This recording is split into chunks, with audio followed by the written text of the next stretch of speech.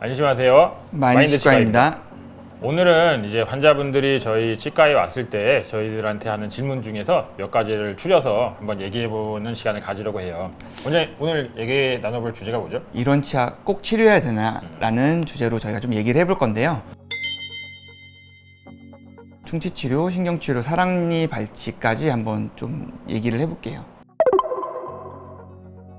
사실 이제 환자분들이 치과를 오는 가장 큰 이유가 충치가 생긴 것 같다 해서 오시는 거잖아요. 네. 육안으로 봤을 때 이게 정말 충치인지 뭐 이렇게 까맣게 선이 생겼는데 이걸 치료를 해야 되는 건지 환자분들은 사실 굉장히 좀 혼동스러울 것 같아요. 뭐 가는 치과마다 충치 개수도 좀 다르기도 하고 그래서 더욱더 혼란스러울 것 같은데요. 그 환자분들이 사실 충치가 몇 개냐?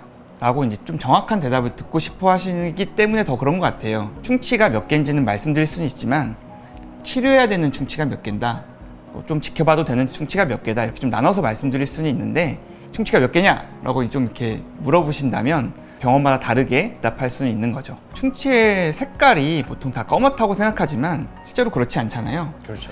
초반에 치아가 약해지면 오히려 조금 더 하얘졌다가 뭐 노란색, 갈색, 검은색처럼 이제 치아가 탈해되는 정도에 따라서 치아의 색깔이 바뀌는데, 혹시 치아가 흰색이 충치인 걸 알고 계셨겠죠?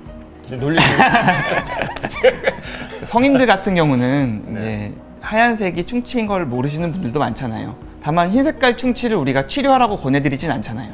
그러면 어디서부터 치료를 해야 되죠? 그 상황을 좀 봐야 되는데 일단은 환자의 나이도 중요할 것 같고 치아의 위치나 형태 이런 것들도 좀 고려를 해봐야 될 것 같아요. 이제 어린아이들 같은 경우에는 치아 자체도 아직 덜 강화가 돼 있기 때문에 충치가 생기면 좀 빠르게 진행이 되는 편이고요. 그렇기 때문에 나라에서도 뭐 12세 이하는 빨리빨리 치료를 해라 해서 뭐 보험 적용도 레진 치료 같은 것도 적용을 해주고 있어요. 반면에 이제 좀 연세가 드신 분들 같은 경우에는 치아가 좀 더 이제 단단하게 강화가 돼 있기 때문에 충치가 생겼다고 막 무조건 빠르게 진행되는 건 아니거든요. 일단은 검진 오셨을 때 뭐 사진을 찍어두고 뭐 6개월이나 1년 정도 간격으로 모니터링을 하면서 변화가 있으면 이제 그 치료를 들어가고 뭐 만약에 그대로 정지해 있다 그러면 치료를 할 필요가 없는 거죠. 그런 식으로 모니터링을 하면은 조금 더 정확한 진단을 할 수 있다고 봅니다. 확실한 충치 같은 것들은 정해드릴 수 있지만 정기검진이 필요한 애매한 충치 같은 것들은 한 번에 판단하기는 좀 어렵다는 거, 또 그렇게 좀 정확하게 진단을 하려면 정기검진식으로 좀 지켜봐야 한다는 거 강조해서 말씀드리고 싶어요. 다음은 신경치료에 대해서 얘기해 볼까요? 신경치료다 하면은 뭐 굉장히 아프다, 무섭다 이런 이미지가 강하잖아요. 일단 이름부터 굉장히 손 끼치는 것 같아요. 신경치료 받아보셨나요? 저는 안 받아봤습니다. 저는 받아봤는데 사실 사랑니 발치보다 훨씬 힘들었어요. 신경치료가 그때 아프기도 아팠지만 치과에 여러 번 가야 되고 너무 고통스러웠어요. 사실 요새 신경치료하면 그러진 않을 거라는 생각이 제가 듭니다. 신경치료를 위한 기구들도 굉장히 발전이 됐고 그렇기 때문에 신경치료를 받는 속도 자체가 일단 많이 짧아졌어요. 그리고 일단 치과 치료하면 아프다라는 생각이 가장 크기 때문에 아프지 않은 치료를 위한 것들이 계속 개발이 되고 또 계속 적용이 되고 있거든요. 신경치료가 어떻게 진행되는지 좀 한번 설명을 해주실 수 있을까요? 신경에 염증이 생기면 이제 굉장히 아프거든요. 그렇게 됐을 때 이제 치아를 안 아프게 하기 위해서 안에 감염된 신경들을 제거하고 다른 오염물질이 안에 들어가지 않도록 메우는 게 신경치료라고 보시면 돼요. 환자분들이 신경치료하면 신경 죽이는 거 아니냐 이렇게 물어보시는데, 신경치료에 대해서 오히려 좀 아시는 분들은 신경치료하면 신경 죽이는 거 아니냐 하면서 좀 걱정하시는 분들이 있는데, 치아 신경에 염증이 생겨서 이 치수염이 발생되면은 치아가 아프기 때문에 그 치아는 이제 기능을 할 수가 없어요. 근데 그 치아를 계속 살려서 쓰기 위해서 통증을 유발하는 감염된 신경을 제거하고 안 아프게 만들기 위해서 신경을 제거하는 거거든요. 다시 그 치아를 계속 사용하기 위한 치료이기 때문에 이런 것들이 이제 자연 치아를 살리는 시작이라고 보시면 될 것 같아요. 마지막으로 이제 사랑니에 대해서 얘기를 좀 해볼게요. 양님님 사랑니를 제가 뽑아드렸는데 그렇죠. 많이 아프셨나요?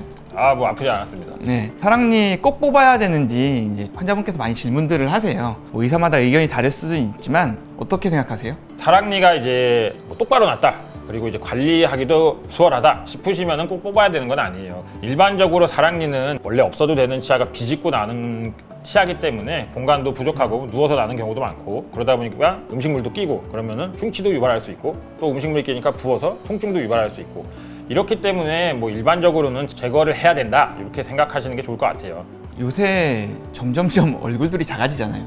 그렇죠. 사실 입안에 있는 공간은 제한적인데 치아의 개수는 똑같고 치아의 크기들도 과거랑 비슷하니까 이 사랑니가 있을 공간이 이제 점점점 줄어드는 것 같아요. 그래서 대부분은 조기 발치를 권해드리죠. 일찍 뽑으면 장점이 있지 않나요? 한 번도 불편한 적이 없는 사랑니는 굳이 막 이걸 빼야겠다 이렇게 생각하시기보다는 검진을 받아서 이걸 빼야 되는 사랑니인지 치과 의사의 의견을 물어보시는 게 맞고요.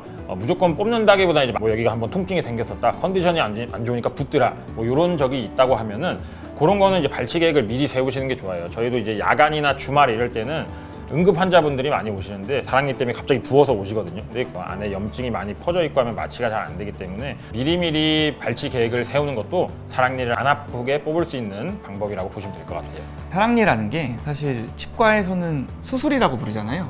어떤 사랑니 발치를 했을 때는 뼈의 데미지도 크고 상처를 잘 회복해야지만 통증도 줄어들고 그러는데, 그래도 좀 젊으신 분들이 회복이 좀 빠른 편이니까 밀어놨다가 나중에 50대, 60대 때 사랑니를 뽑으시는 분들도 있잖아요. 그렇죠. 그거보다는 좀 조기에 뽑으면 좀 더 편하게 관리하실 수 있지 않을까, 그런 얘기를 좀 드립니다. 그 치아나 잇몸에 뭐 불편감이 있으시면은 치과가 무섭다, 두렵다라는 이미지 때문에 치료를 미루지 마시고 가까운 병원에 방문하셔서 문제는 없는지 검진을 받아보시는 것을 추천드립니다. 오늘 영상은 여기까지로 마무리를 좀 하는 게 좋을 것 같고요. 다음번에 다른 주제로 찾아뵙겠습니다. 영상에서 다뤄졌으면 좋겠다고 하는 주제들은 댓글로 좀 남겨주시면 저희가 잘 준비하겠습니다. 저희 영상이 마음에 드셨다면은 구독과 좋아요, 알림 설정. 설정까지 좀 부탁드리겠습니다. 지금까지 마인드 치과 양재민, 김인석이었습니다. 다음에 또 만나요.